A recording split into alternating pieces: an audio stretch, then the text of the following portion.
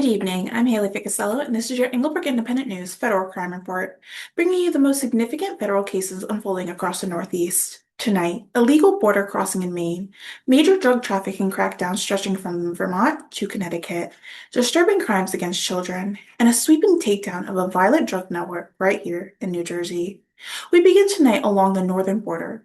In Bangor, Maine, a British national is now facing federal custody after illegally entering the United States through a remote wilderness. 18-year-old Ali Muhammad Ali Abdullah, a citizen of the United Kingdom, pled guilty to entering the United States without inspection. According to federal court records, Abdullah and three others crossed from Quebec into Franklin County in the early morning hours of April 3rd, bypassing a staffed port entry just yards away. They were spotted walking along the Golden Road before being taken into custody without incident. Abdullah was sentenced to time served and will now face removal proceeding by immigration authorities. Also in Maine, a troubling case involving threats made online. 25-year-old Blake Tibbetts of Cornish was pled guilty to transmitting an interstate threat.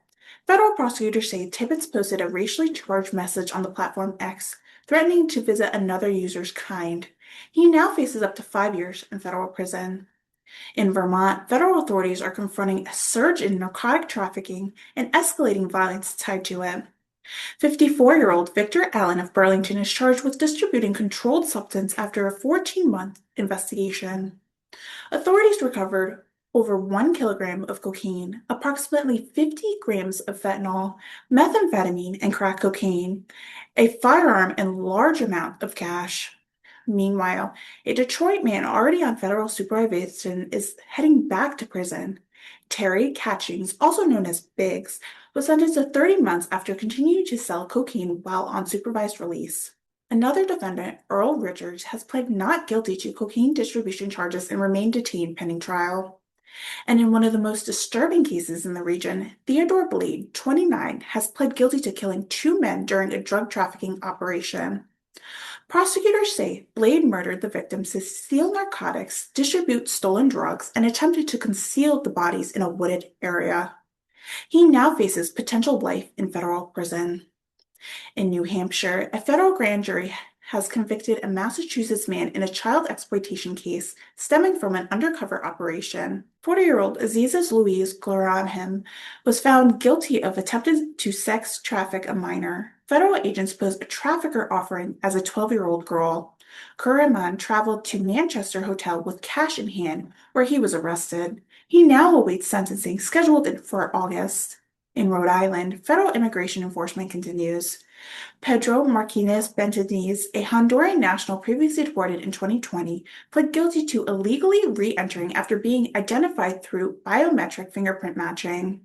He was sentenced to time served and will again face removal from the United States. Massachusetts saw a wave of federal cases involving firearms, narcotics, and violent crimes. A Brazilian national, Thales Privates de Ferreira, was sentenced to 32 months for selling firearms and fentanyl, including a stolen weapon. Another case involved a disturbing child exploitation charge. George Alvetes Rodriguez pled guilty after authorities discovered child sexual abuse material on his phone at Logan International Airport.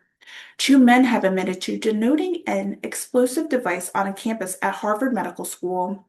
Vincent Gonzalez, leader of a violent drug enterprise in West Massachusetts, was sentenced to more than 18 years in prison after orchestrating a large-scale cocaine distribution and violent act.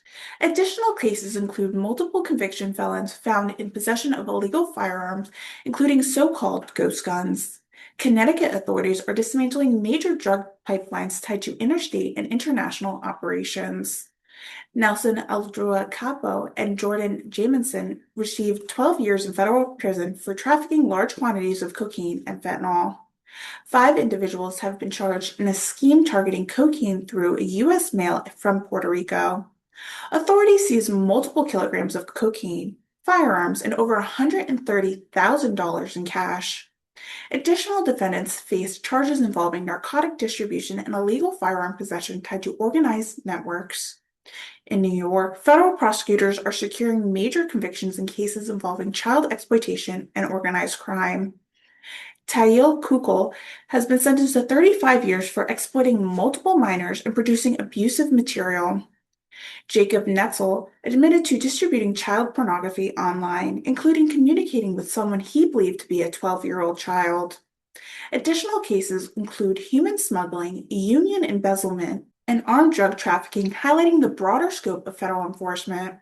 Here in New Jersey, one of the largest operations this month, federal authorities have arrested 29 members of the New Jersey City-based drug trafficking organization. Seizures included 15 kilograms of fentanyl, 3 kilograms of cocaine, 19 firearms, and over $160,000 in cash.